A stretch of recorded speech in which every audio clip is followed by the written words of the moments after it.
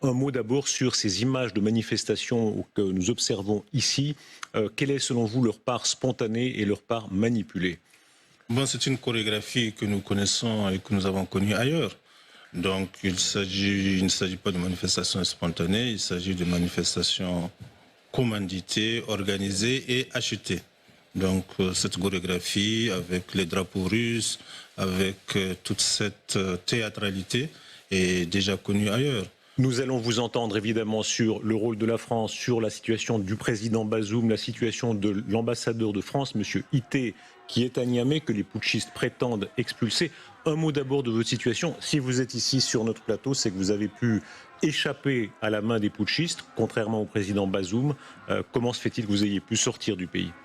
Mais je suis sorti du pays par des voies clandestines. Je suis allé représenter le président Bazoum au sommet de la CEDEAO. Et ce sommet-là qui a confirmé les décisions d'un premier sommet et qui a pris des décisions importantes, notamment pour la première fois, pas pour la première fois, mais disons de manière décisive, l'utilisation de la force au cas où les sanctions et la diplomatie n'arriveraient pas à faire plier la junte. Comment s'est passée la mise aux arrêts du président Bazoum? Vous êtes au cœur de ces événements, vous avez des informations aussi en coulisses. Comment est-ce que ça s'est déroulé? D'abord, il n'a pas été mis aux arrêts. Il était simplement empêché de sortir de chez lui par celui qui est censé le garder, par le chef de la garde présidentielle. Son domicile se trouve au sein du camp de la garde présidentielle le matin. Et on l'a empêché de sortir, cette garde. Et en plus, elle a empêché aux gens d'accéder à lui. Donc il était là dans sa maison avec sa femme et son fils. Donc il a été séquestré chez lui par ceux qui sont censés assurer sa sécurité. Et il est toujours séquestré. Il est donc de fait un otage du chef de la garde présidentielle, M. Tchani, qui veut en échange, comme n'importe quel otage, la rançon de cet otage-là, c'est la transition. Donc la transition signifiant d'acter le coup d'État et lui permettre de rester au pouvoir. Vous avez parlé au président Bazoum, quand ça la dernière fois? La dernière fois, c'était hier. Quel est son état d'esprit? Évidemment, il est dans des conditions assez difficiles. Donc, il est séquestré, comme vous le savez. Il n'a pas d'électricité. Ils ont coupé l'électricité. De temps en temps, ils coupent l'eau. Vous savez, au Niger, il fait plus de 40 degrés. La nuit, il n'arrive pas à dormir. Il y a plein de moustiques. Et lui, sa femme et son fils ont tous eu le paludisme. Donc c'est pour dire qu'il est dans des conditions assez difficiles, très difficiles. Mais il a le moral. Il refuse de démissionner. Il ne fera pas ce cadeau à la junte. Et il est là avec un moral très fort. Et il reste combatif. C'est votre cas aussi, n'est-ce pas? Vous dites tous, vous incarnez maintenant l'État nigérien, le seul que la France reconnaisse, la seule légitimité. Le monde entier reconnaît, pas seulement la France. Vous tiendrez quoi qu'il arrive? Mais nous tenons et nous tiendrons quoi qu'il arrive. De toute façon, les perspectives sont là en marche. Les perspectives sont tout à fait... L'agenda de la CEDEAO est en train de se dérouler. D'abord, les sanctions sont en train de faire leurs effets et la préparation de l'intervention militaire est très avancée. Donc, par conséquent, je ne vois pas comment la junte pourrait se maintenir au pouvoir. Quand vous dites qu'elle est très avancée, quelle est la forme qu'elle va pouvoir prendre? Ce serait une intervention africaine. Est-ce qu'elle sera avec un appui français? Et ce sera une intervention africaine. D'abord, ce ne sera pas une guerre contre le Niger, parce qu'il y a toute une propagande qui fait croire que ce sera une guerre contre le Niger. Il s'agit d'une intervention assez ponctuelle qui fait un contre-coup d'État. Il y a eu un coup d'État, des gens qui sont maintenus et sont arrivés au pouvoir par la force. Il faudra les faire partir par la force. Deuxièmement, il s'agira d'une opération qui vise juste à rétablir le président Bazoum contre des individus. Donc il n'y a pas de guerre. Avec l'usage de la force. Avec l'usage de la force, bien sûr. Est-ce qu'on sait que la CEDEAO a des moyens limités? Mais évidemment, il y a des pays qui ont décidé de soutenir la CEDEAO. La France, en appuyant militairement la CEDEAO. L'Union européenne que j'ai rencontré l'ensemble des ministres de l'Union européenne en Espagne il y a 2 jours. L'Union européenne a décidé de soutenir les positions de la CEDEAO, notamment les sanctions, et de prendre ces sanctions à elle à la demande de la CEDEAO, et évidemment pourrait apporter un soutien multiforme qui n'est pas celui de l'intervention, à l'intervention militaire. De manière concrète, quel peut être... Il y a des moyens français, il y a la base, on va en reparler. En quoi l'armée française peut aider la CEDEAO? Mais ça, c'est des questions opérationnelles que je ne peux pas connaître, que je pense que l'armée française sait ce qu'elle doit faire. Dans la logique, disons quoi? Quel type d'aide? Mais je pense qu'elle interviendra, comme elle l'a dit, en appui à la CEDEAO et à la demande de la CEDEAO. Donc par conséquent, il s'agit d'une intervention de la CEDEAO appuyée par nos partenaires les plus engagés. Voilà. Quand on voit la situation sur place, on va reparler de l'intervention militaire. Vous nous avez donné des nouvelles du président Bazoum. Quelques mots de la situation de Sylvain Ité, c'est l'ambassadeur de France à Niamey. Tout le monde salue son courage de rester dans des conditions extrêmement difficiles, avec des manifestations autour de son ambassade. Je salue également son courage. Je pense qu'il représente dignement la France. Et la France, il s'agit d'un prêt-à-porter idéologique. Après le coup d'État, il s'agit à travers la France de montrer qu'on se bat contre l'Occident. Il y a toute une chorégraphie qui se fait, qui a été faite ailleurs, qui se fait aussi au Niger, avec une communication derrière laquelle, vous savez, qu'il y a tout l'empire communicationnel de guerre hybride de Wagner qui les appuie. Donc il s'agit de cela. Mais je crois que là, au Niger, la France a décidé de ne pas se laisser impressionner. Elle a un ambassadeur courageux qui est bien dans cette fonction et que nous saluons donc son courage. Et nous saluons aussi l'attitude de la France qui ne se laisse pas intimider. Vous connaissez parfaitement la situation intimement. Vous êtes ministre d'État, vous avez été ministre de l'Intérieur. Quand on a été ministre de l'Intérieur, on connaît tout à fait ce genre de détails.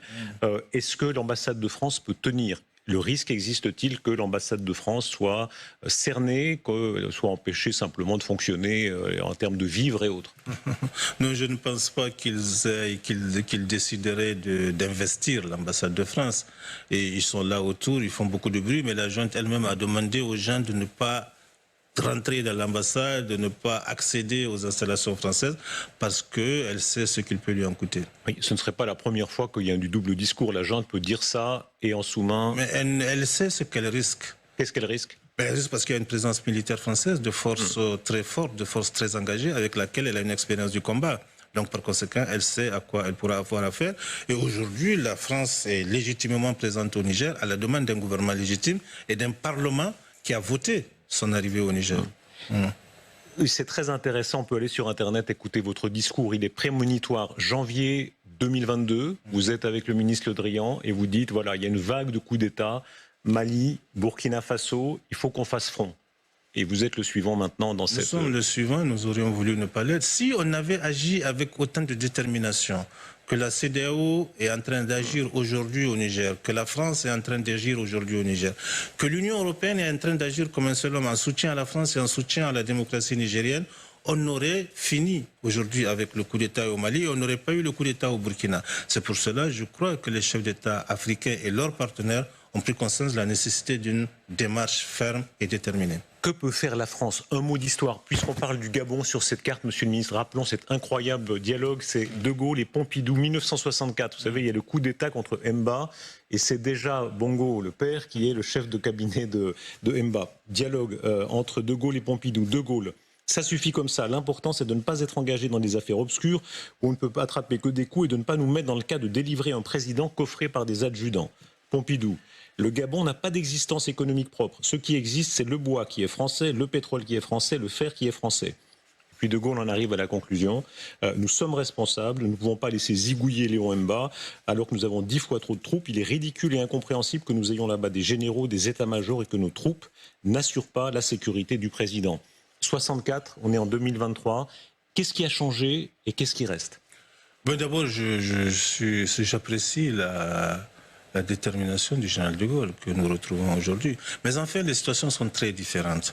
Et la France-Afrique, une certaine opinion africaine sponsorisée par la Russie, attaque. Cette France-Afrique n'existe plus. Aujourd'hui, c'est terminé. Si c'était la France-Afrique telle qu'on l'a décrit, telle que la France-Afrique d'avant, elle aurait soutenu les coups d'État. Elle aurait soutenu le coup d'État au Mali, au Burkina et au Niger, parce que cette France-Afrique soutenait les régimes autoritaires. La France d'aujourd'hui soutient la démocratie. La France d'aujourd'hui est dans un combat en Afrique contre le modèle autoritaire qui est en lutte contre les exemples démocratiques que nous représentons. Donc voilà, je pense que c'est des contextes différents. Et ensuite, le contexte du Gabon d'aujourd'hui et du Niger, c'est complètement différent. Au Niger, c'était dans un ciel serein. Il n'y avait pas de conflit politique, il n'y avait pas de conflit social, il n'y avait pas de contentieux électoral. Quand il y a eu ce coup d'État au Gabon, c'est quand même des circonstances assez particulières, c'est deux choses différentes. Monsieur le ministre, nos consoeurs qui ont réalisé le documentaire sur Wagner disaient pour 1500 €, on peut payer une manifestation à Niamey en donnant tant et tant et tant à chacun. Est-ce que c'est vrai? C'est vrai, c'est absolument vrai. C'est pour ça que je dis que cette chorégraphie est connue. Elle a été, on l'a vu au Mali, à l'époque que je parlais de patriotisme de Pakoti ou bien de patriotisme de Pakoti. Aujourd'hui, c'est ce que nous voyons au Niger. C'est exactement vrai et je ne pense pas que ce soit sérieux de considérer que c'est le peuple nigérien qui aujourd'hui soutient la junte. La preuve, c'est que ces manifestations instrumentalisées, cette chorégraphie de Niamey ne se reproduit pas dans le pays. Il y a une grande différence, n'est-ce pas, entre Niamey, la capitale, et le pays. Quand même, pour une partie des Nigériens, visiblement, il y a un ressentiment contre la France. Pourquoi exactement? Il y a un ressentiment contre la France parce qu'il suffit de leur dire que le bouc émissaire, c'est la France. Pour des gens qui sont désœuvrés, pour des gens dont on a excité la haine ethnique contre le président, contre une certaine catégorie de Nigériens. Et c'est en cela que cela est absolument dangereux pour la cohésion de notre pays. C'est pour cela que ce type de manifestations, dans leur résonance, peuvent avoir des conséquences incalculables. Qu'est-ce que ça veut dire, ce souvenir de la colonisation? On est maintenant, on n'est plus dans les années 60, on est en 2020, pardon, mais vos propres grands-parents, par exemple, qu'est-ce qu'ils faisaient sous la colonisation? Mes grands-parents, sous la colonisation, étaient paysans, tout simplement. Mais je vais vous dire, le Niger, là, quand on parle de la France, le Niger a connu les guerres de conquête coloniale, elles ne sont terminées qu'au début des années 30. En 1945 déjà, les luttes anticoloniales ont commencé. Ce qui fait que, je peux vous donner une information, dans un pays comme le Niger, beaucoup de populations nigériennes n'ont connu les Français qu'après l'indépendance. C'est pour vous dire que ce discours, en réalité, est un discours tout à fait instrumentalisé auprès de jeunes désœuvrés dont, effectivement, l'avenir peut paraître assez difficile. Assoumi Massoudou, l'influence de la Russie et de Wagner. Vous avez dit dans la propagande, n'est-ce pas? La propagande, oui. Wagner est là. Déjà. C'est eux qui tiennent l'architecture de toute cette communication sur les réseaux sociaux. Je pense qu'ils sont très forts. Ils sont arrivés à créer ce type de mouvement et à servir de prêt-à-porter aux jeunes nouvelles qui arrivent dans notre région. De manière très concrète. Prêt-à-porter idéologique. Ça veut dire quoi? Ça veut dire qu'ils payent un certain nombre de... Ça veut dire qu'ils payent, ça veut dire aussi qu'ils démultiplient un message une mystification, un message de haine contre l'Occident et contre la France dans cette région en particulier.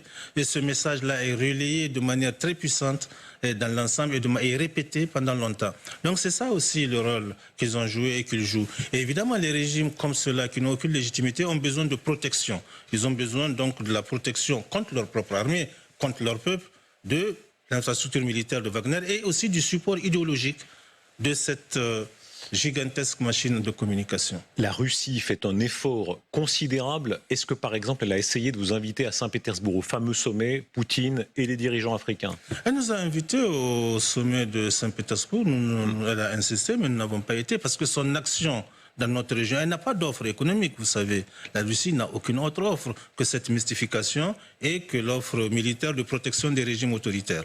Donc, par conséquent, elle ne représente pas. Nous leur avons dit que ce type d'action de subversion dans notre sous-région est inacceptable. Et c'est pour cela que nous n'avons pas été à Sochi. Le temps joue beaucoup. Vous savez comme moi, quand un gouvernement est renversé, plus le temps passe, plus les réalistes ont tendance à dire « Ah, la donne a changé, peut-être un jour ». Ça montre, n'est-ce pas, l'urgence d'une intervention? Mais je pense que l'urgence d'une intervention est évidente aujourd'hui. Et deuxièmement, ce que je retiens dans le cas du Niger, c'est qu'avec le temps, j'ai l'impression que la communauté internationale se raffermit davantage. La communauté africaine, notamment la CEDEAO, la cohésion devient plus importante et la détermination s'affirme davantage. Donc aujourd'hui, on s'accélère de manière accélérée, nous voyons venir l'intervention. Vous l'avez dit, l'usage de la force pour rétablir la légitimité démocratique à Niamey est inévitable. Elle est inévitable non seulement pour rétablir la légitimité démocratique, mais pour stopper l'avancée des terroristes et pour maintenir la cohésion de notre pays. Et sinon, nous aurions, si ce coup d'État arrive à se maintenir, il va de soi que ce sera une déflagration régionale. Pour être extrêmement clair, est-ce que ça veut dire qu'à vos yeux, l'intérêt de la France, ça n'est pas seulement, évidemment, de protéger l'ambassade de France, de protéger des ressortissants français ou des emprises françaises, mais c'est aussi de rétablir l'ordre légitime? C'est de rétablir l'ordre légitime et de montrer que la France peut être, et de manière active, aux côtés d'une démocratie, aux côtés des démocraties, et que la France joue au nom de l'Occident sur la défense de ces valeurs-là dans une contrée qui est proche de l'Europe. En réalité, tout ce Sahel-là, c'est le voisinage presque immédiat de l'Europe. Donc, par conséquent, qu'il y ait des régimes démocratiques qui ont des résultats dans la lutte contre le terrorisme, dans la lutte contre l'immigration, dans la lutte contre tous les trafics, est un intérêt pour l'Europe. La facture, ce sera quoi? Mettons, certaines voix le disent. On avait hier encore M. Ruffin, par exemple, M. Kouchner était là disant, bon, tant pis, Général Yakovlev, qui est bien connu des Français maintenant, 10 ans, tant pis, il faut partir. Si on le fait, quelle serait la facture? Je pense que la France n'a pas intérêt à partir du Niger dans ce contexte-là et de cette manière-là, après être partie du Niger. Si elle doit partir du Niger, elle doit le faire en ordre et de manière digne et de manière positive, avec une certaine résonance sur la force, la qualité de la relation avec la France et la défense de la démocratie. Donc pour l'instant, la base française doit rester. Absolument. D'autant plus que les tâches pour lesquelles elle était là, notamment la lutte contre le terrorisme, la mission qu'elle s'est donnée, mais aussi le prestige de la France est en jeu. Voilà. Oui. Ceux qui disent ça n'a plus de jeu, on peut avoir de l'influence autrement, se trompent. Mais encore ne faut-il pas aussi perdre cette influence d'une manière assez face à ce genre de foule, il faut partir en ordre si on doit partir. Mais de toute façon, dans notre partenariat avec la France, ce n'est pas un partenariat éternel. Il s'agira de monter en puissance de l'armée nigérienne pour qu'elle remplace l'armée française. Monsieur le ministre, quand on regarde la carte de Niamey, elle est extrêmement parlante parce qu'on comprend que la base évidemment française est très bien située, elle est quasi sur l'aéroport de Niamey, n'est-ce pas? Absolument.